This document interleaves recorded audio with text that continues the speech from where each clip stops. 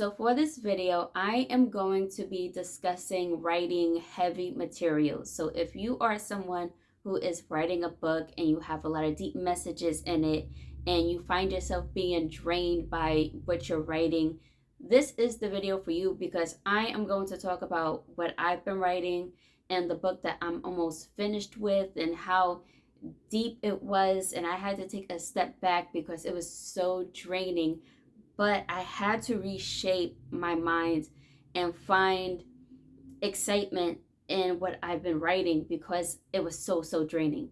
And yeah, and if you are someone who just wants to hear somebody vent, this is the video for you because basically I'm kind of venting in a way. So getting right into this, writing heavy ass material can be so draining. So if you are new to this channel and don't know, I have written a darker version of a Cinderella book, and I will leave the link in the comment section if anybody wants to check it out.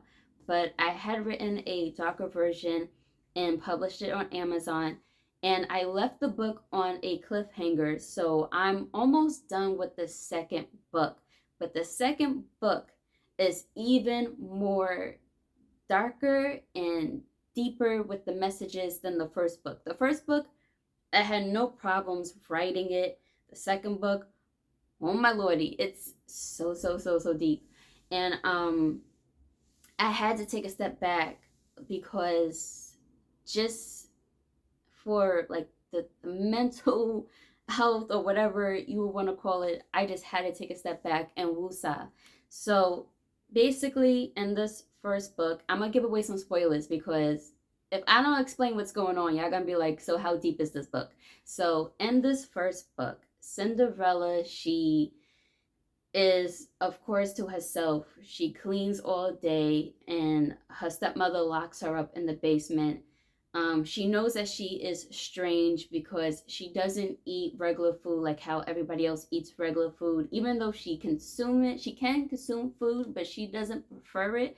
She rather drink blood from like mice and animals and yeah, stuff like that. So she knows that that is strange, and she doesn't know like how to explain it and who to talk to. So she's constantly to herself alone in this dark basement. So she's always in her head and she questions everything, and she reads the Bible and she doesn't understand why her life is the way that it is because the fact that she doesn't do anything wrong. Um, she hasn't committed any sin besides drinking blood from like mice and animals and all that. She's still a virgin, all this other stuff. So like, why is her life the way that it is?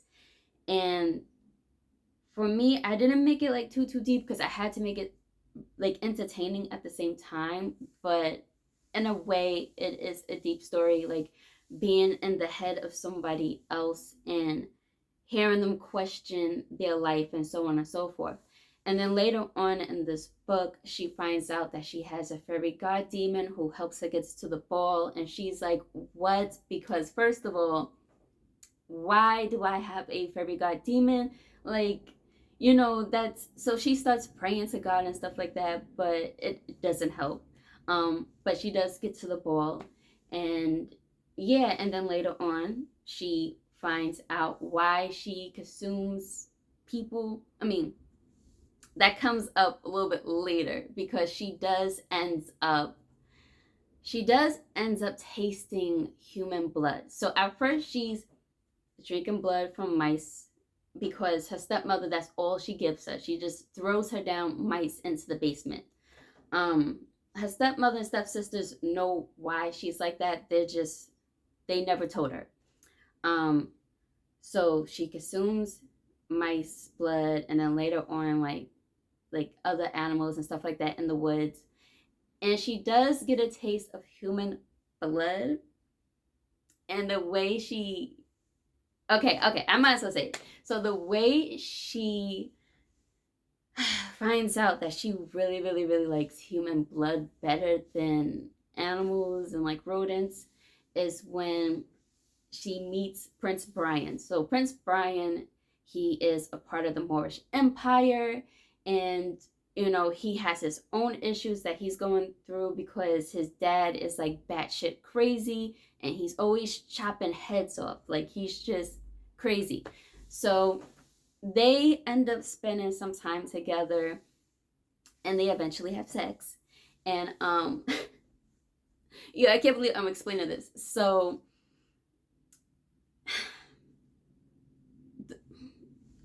she ends up, giving him head. And there's like a vein poking, down there. And she can feel like the blood flow.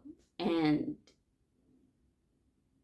it just happened. So she bit him while she was giving him head.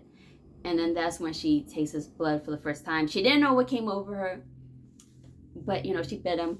And she ended up realizing that she really likes human blood because it's sweeter and whatnot. But anyway, so she doesn't like the fact that she has this certain side to her. She doesn't know how to explain it, and she questions herself because she finds herself to be such a good person. So like, why is she the way that she is? And towards the end of the book, she gets sent to the underworld by her fairy god demon. So I left it on the cliffhanger. And in the second book, it gets really, really deeper with the messages because she doesn't want to accept who she is. And that she's also I don't know if I said it yet, but she happens to be part Atlantean vampire. So her father is the Atlantean king.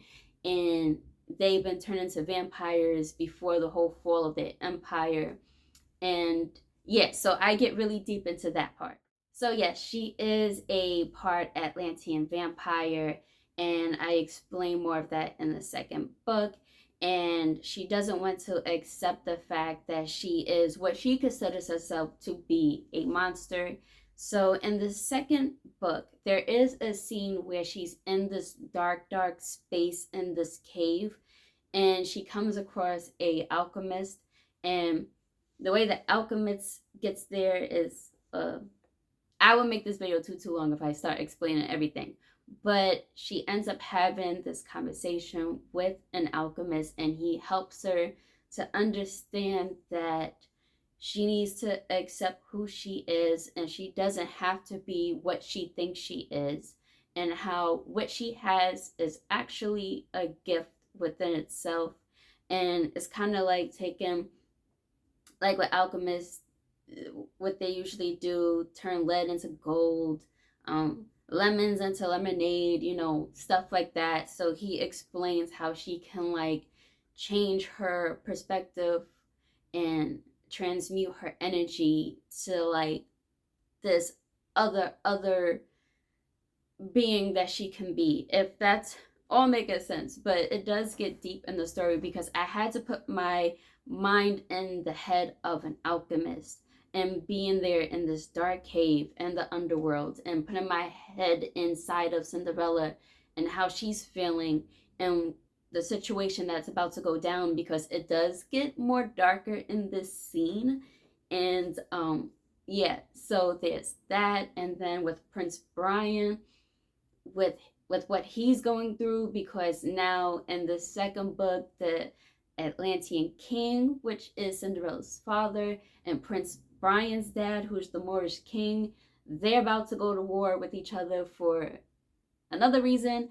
And his father is like going even more insane because he knows he's not going to win this battle. And it's so funny. Okay, so the Moorish king, they are descendants of this guy who is from Jordan. And in this story, I had to take it further back into like the times of Muhammad, the prophet. And this guy who lived in Jordan, who is not too fond of following prophets and wants to pursue his own like beliefs in life. And he ends up being like the first king of this Moorish empire. And the way that went down, because he made a deal with the Atlantean king and stuff like that, and blah blah blah. And and now they're all about to go to war with each other. And it's so crazy because for the first book, I knew what to write. Every single chapter, I already knew what to put down. In the second book, it's like I have no idea, but I'm just letting it all just flow. And while I was coming up with certain scenes, I had a thought to find a sacrifice in the Bible. Long story, but I just did a quick Google search because of this thought that came into my mind, and I came across a story of this battle between like the Israelites and, I don't know if I'm pronouncing their name right, the Moabs, um, who happened to have lived in Jordan, and the Moab king, in order to win this battle, he had to sacrifice his son to the early gods, so like their deities and whatnot. And he won the battle from that sacrifice. He sacrificed his son to some old deity that they used to worship in Jordan. So I thought that was really interesting how I came across that story, because I never knew of that story in the Bible. And on top of that, the characters in my book, they are descendants of like this Jordan ancestor. So I went down a whole spiral of researching all of that and the things that I've written and how draining it was because of certain messages. I had to take like a good week and a half off to recover because I don't know, it was like I was waking up serious every day. And when you start doing that, it's like, oh no, you need to take a chill. So for me, I had to take a step back. I went to go visit like my niece and nephew. I did like certain like simple things. I was watching like wacky movies like Beetlejuice and all that, just to get out of that state of being so deep. It can be very, very, like I said, draining. But what helped me, because eventually I had to tell myself, like, I gotta get back into writing. I gotta finish this book. I can't prolong it any longer.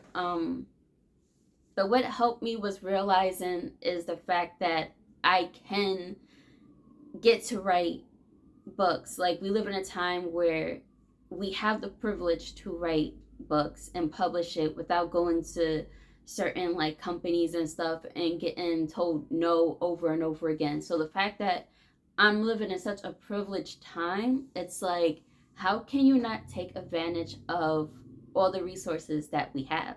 So by thinking that, that helped me get really excited again to start writing, because I was not ready to get back into this whole writing process because of how deep I was taking this book.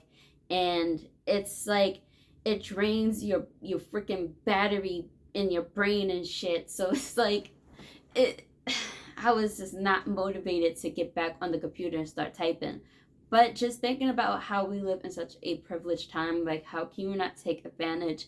Like, I feel as though if my great grandparents and so on and so forth was here, they would be looking at me like, are you crazy? We wish we would have had this in like the early 1900s and whatnot. So that really helped get me excited again to start writing. So if you are somebody who is writing some deep ass stories and you find yourself being very drained, it's good to take a step back, because you don't want to force it. Because if you start forcing it, then your work is not going to come out as good. So take a step back, woosah, and then just get excited again, blah, blah, blah. Excited again to start writing, because we do live in such a privileged time. But that is it for this video. I hope I was able to encourage and motivate anyone with my story. If you are writing a book, it is good to always take a step back to just woosah, and then when you're ready, just hop right back into it, because you don't want to leave your journey half done. you will regret it. I know I will. So that was another thing that just encouraged me to hop back into writing. So I hope this video helped. And